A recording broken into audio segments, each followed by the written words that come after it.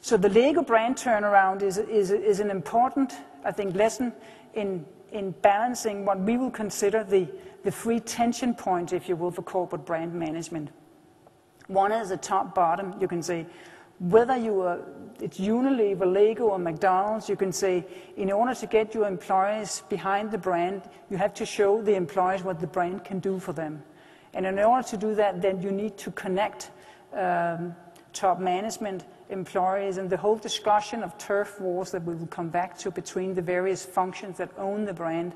There's a lot of issues that relate to the hierarchy, if you will, the way you organize your structure for your brand. The other issue, which I think the Lego case points out very, very well, is this discussion of past and future. We are talking a lot about authenticity, and you can say finding uniqueness in the corporation.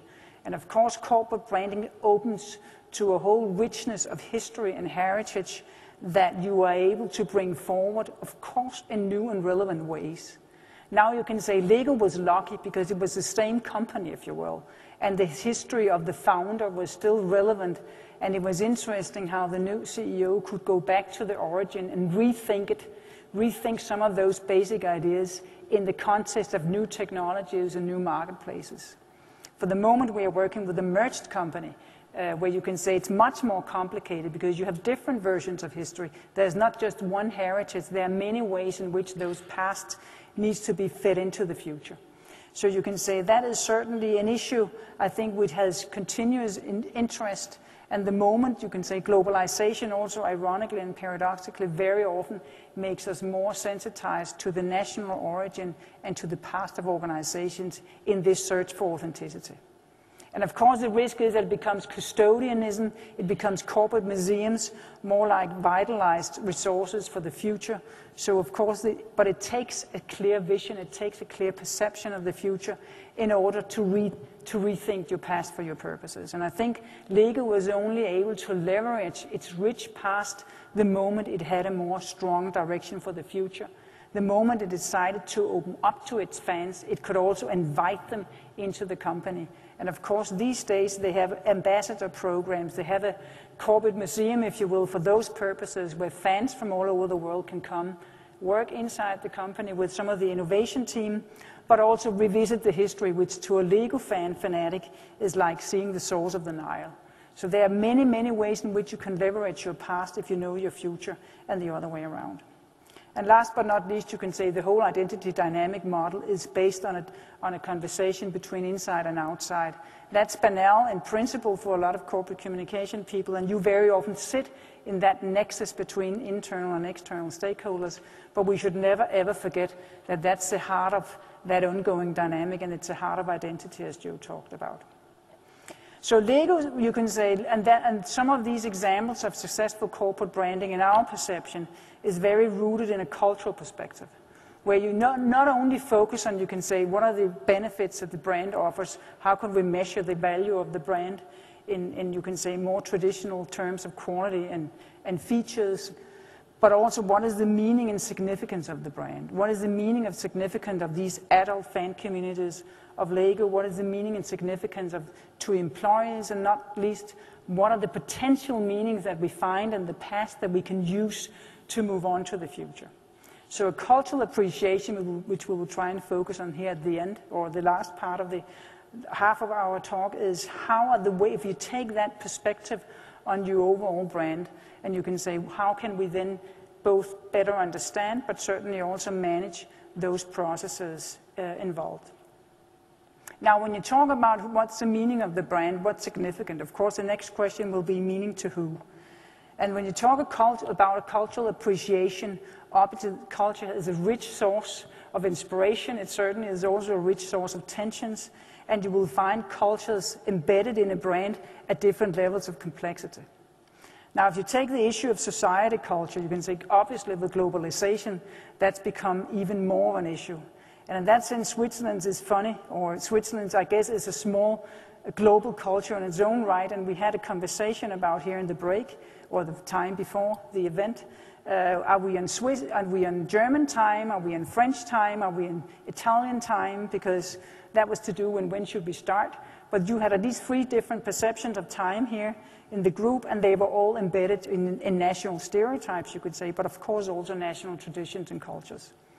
In Lego's case, you had said there was a lot of tension, as I mentioned, particularly between Denmark and the US, because there were different tensions from the marketplace. But that tension always forced the company to be more specific. And you could argue that the ability of the Danish headquarters to listen to all the input and complaints from the US subsidiary was enabled part of that creativity that was released in the turnaround.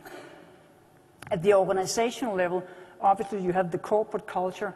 And I think what is interesting sometimes when organizations start to work with alliances, when they move towards the enterprise mindset, you can say you are no longer alone also on how you define a lot of these issues. In Lego's case, they had to start with working with the fan community.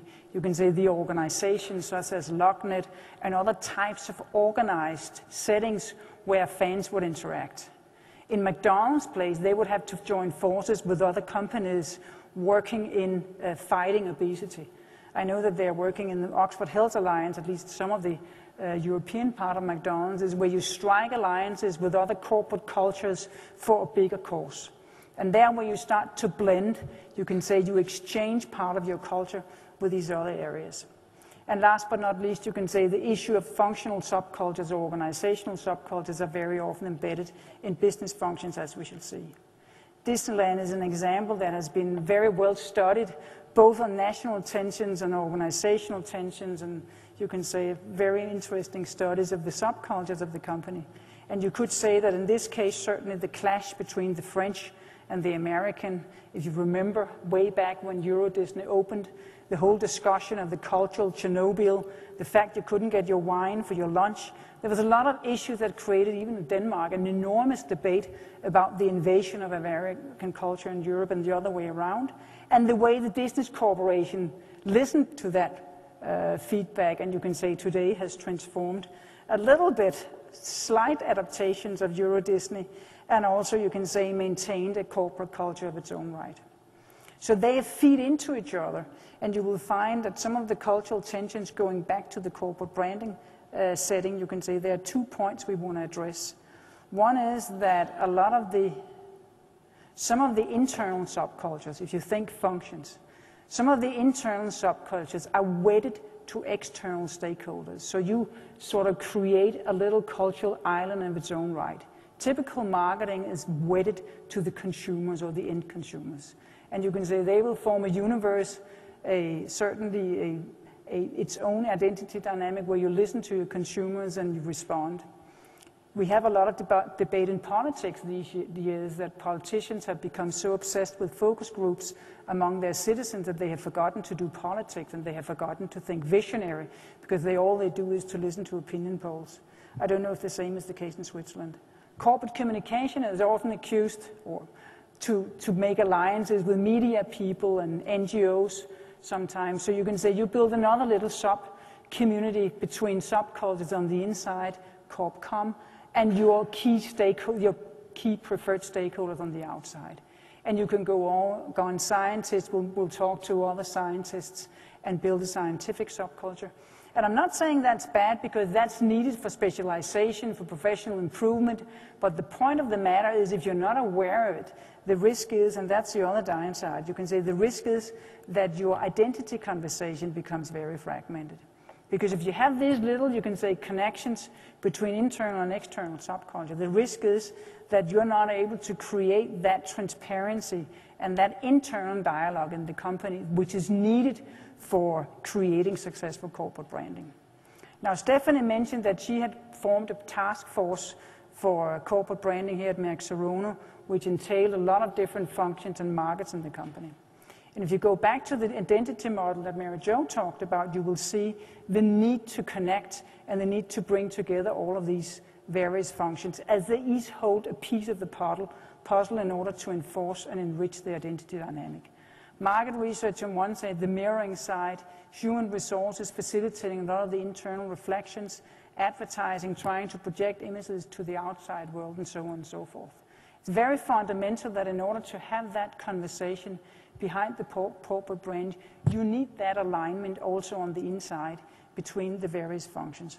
Otherwise, you're going to have a brand image that most often looks like this. So this can happen in practice, and Mary Jo will give you an example of a company from the US, Interface Floor Systems, that has been very successful and used that identity dynamics to force organizational change.